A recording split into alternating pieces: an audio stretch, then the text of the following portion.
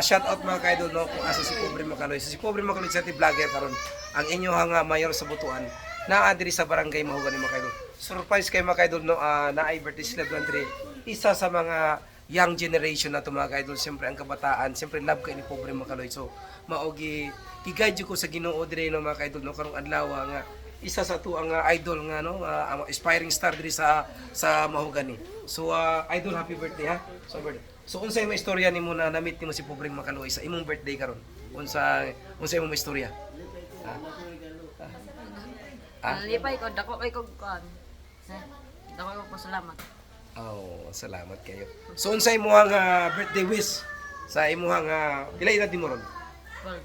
12 years old. So unsa imong birthday wish? Unsa pa imong unsa ba ni imong mga pangarap nga pwede nimo tuparon pa sa imong imong wish karong 12 ka? Kan.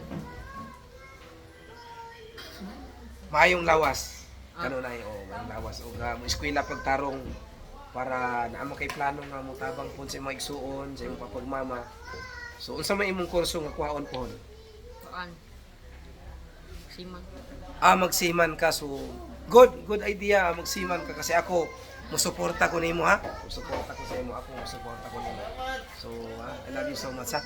So ikaw mura kag anak nako. So mga ka-idol mo ni mga ka-idol no. So anak yun si Pobre Macaloy, mo surprise yung kong mga kabataan lalong-lalo na pag inani na imong okasyon nga birthday. Muagi jud ko kasi kahibalo ko unsa ka importante ang mga kabataan.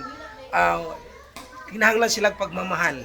Dili lang sa ginikanan but surprise gikan sa Pobreng Macaloy vlogger. Siyempre ang inyong mayor sa Butuan. We love you so much. Kayo na niniwala, the more you give the worship. Ang kaluswerte kayo man. Bye-bye ka idol. Bye-bye.